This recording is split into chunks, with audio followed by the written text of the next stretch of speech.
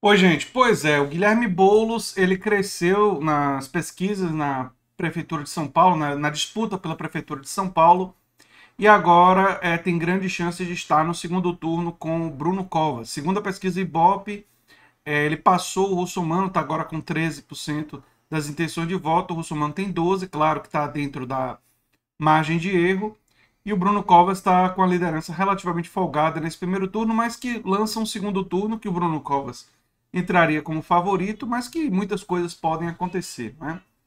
É claro que o Boulos ele teria que continuar reforçando sua campanha, unificar o voto de esquerda e ainda desconstruir o Bruno Covas no segundo turno. Uma tarefa difícil, mas o que eu quero examinar nesse vídeo é por que a esquerda, as pessoas de esquerda, estão abraçando a candidatura do Guilherme Boulos com muito mais intensidade. Não é? Isso é muito claro na campanha do Boulos, isso ficou muito claro quando o PT tradicionalmente tem uma força em São Paulo, você tem uma candidatura que algumas pessoas questionam, que não é mesmo de esquerda, porque o Márcio França foi vice do Alckmin e tal, mas seria uma candidatura que oscila ali no centro, né? Centro-esquerda, centro-direita, dependendo da sua perspectiva, né? Eu acho que, inclusive, o vice do Márcio França é uma pessoa de esquerda, né? Eu, inclusive, entrevistei ele aqui no canal, o Antônio Neto. Márcio França, a gente pode colocar que existem dúvidas. Mas por que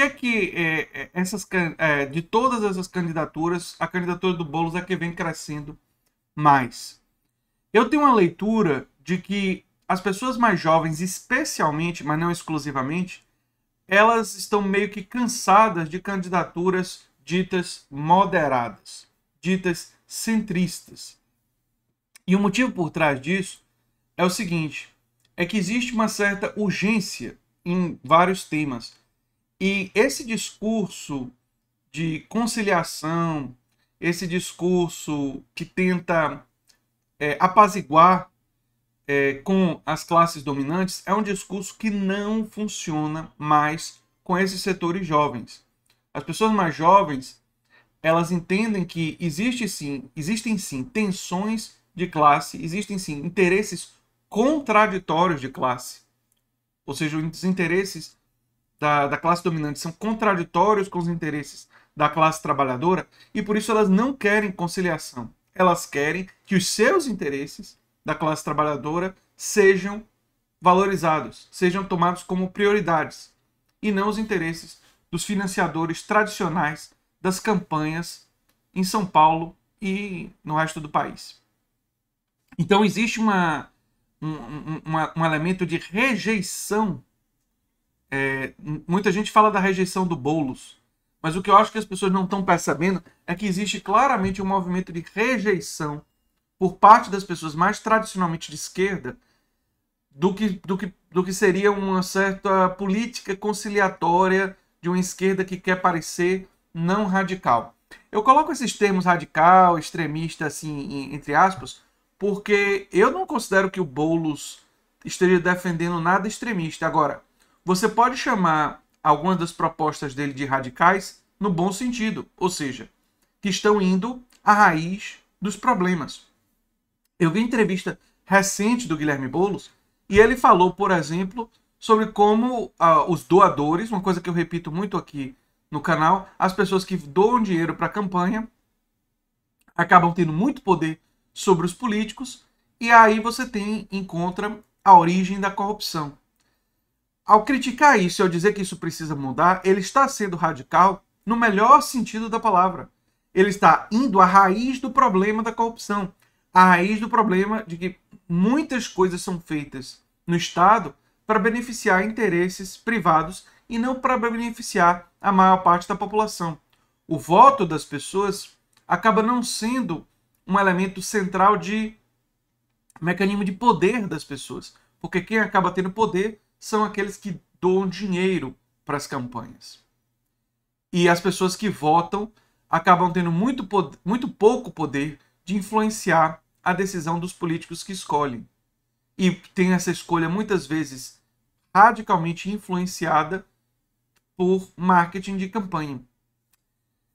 Então o Boulos, eu entendo que o Boulos, ele está, ao ir à raiz dos problemas, ao ser radical no bom sentido, ele está capturando esse voto mais tradicionalmente de esquerda em São Paulo. E isso é que está dando chance a ele, não tem nada garantido ainda, de ir ao segundo turno em São Paulo. E eu vejo esse cansaço com a esquerda conciliatória como um fenômeno mundial. Quando você olha o que é que as pessoas mais de esquerda têm defendido em várias partes do mundo, você vê isso. Nos Estados Unidos, quem era mais de esquerda mesmo, nas primárias, votou no Bernie Sanders. Ou até na Elizabeth Warren, mas não votou no Biden. O negócio é que nos Estados Unidos, muita gente votou. Tem um setor conservador do Partido Democrata que votou no Biden, e ele conseguiu, ainda por cima, muitos votos em pessoas que não são conservadoras, mas que foram convencidos pela mídia que Bernie Sanders perderia e acabaram votando no Biden. Inclusive, os números de pessoas que fizeram isso lá nos Estados Unidos foi um número muito significativo. O medo de uma vitória do Trump fez as pessoas realizarem isso. E agora que o Biden ganhou, tem um grande perigo desse medo ser reforçado, porque aí você diz, tá vendo? Era assim que era para ganhar. Quando, na verdade, eu tenho uma análise de que o Bernie ganharia com uma margem muito maior, especialmente porque ele anima muito mais os trabalhadores do meio oeste, e incluindo também a classe trabalhadora em lugares como Ohio. E tem vários indícios de que muito do que o Bernie defende é altamente popular. Aumento de salário mínimo, por exemplo, em vários estados que o Biden perdeu, como a Flórida, o aumento do salário mínimo foi vitorioso. Isso mostra que o Biden é um candidato que não anima a classe trabalhadora, justamente por ser desses políticos que tentam a conciliação com os interesses do grande capital. E ele acabou ganhando simplesmente porque estava concorrendo com um cara que teve uma resposta trágica à pandemia, tanto do ponto de vista da saúde pública como do ponto de vista econômico. Isso vai a um ponto muito importante, que é essa descrença da possibilidade de uma pessoa mais de esquerda ganhar. E o curioso é que eu tenho uma avaliação que no Brasil, num segundo turno, é mais difícil para uma pessoa mais de esquerda do que seria nos Estados Unidos. Porque nos Estados Unidos, nós já temos pesquisas que mostram que a maioria da população, entre 65% a 75%, defendem uma agenda que é a nossa agenda. Tem muitas pesquisas mostrando isso. Aqui no Brasil, a gente não sabe se a população defende a nossa agenda, porque eu não tenho tido acesso, não vi pesquisas, procurei, não a encontrei ainda, que investigam o posicionamento da população em relação a questões concretas, em relação a políticas públicas. Seria muito importante desenvolver pesquisas desse tipo, os institutos de pesquisa, não só para a gente saber se Boulos está na frente ou está atrás, mas para saber quais são as posições que são populares e as que não são.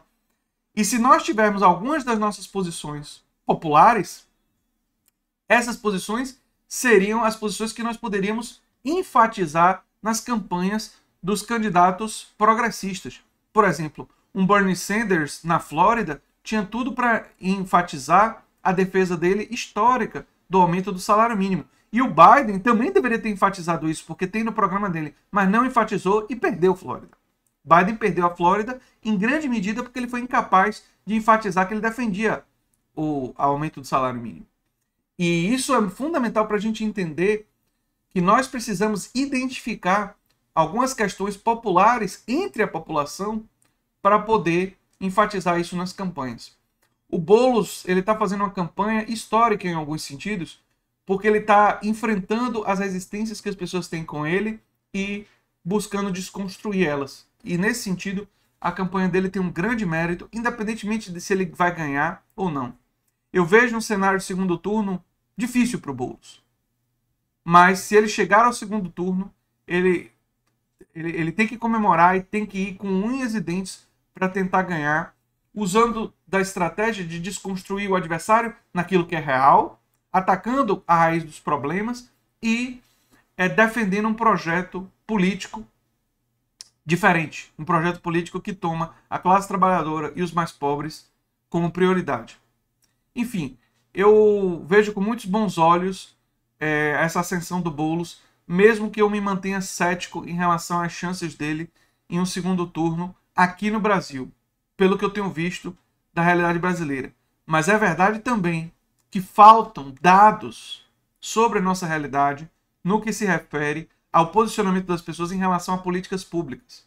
E se nós tivéssemos esses dados, seria muito mais fácil de nós descobrirmos aonde nós precisamos mais convencer a população, onde a população discorda mais da gente e nós temos que ter um trabalho de convencimento, e aonde a população já está do nosso lado e nós podemos enfatizar esses aspectos para poder ganhar votos.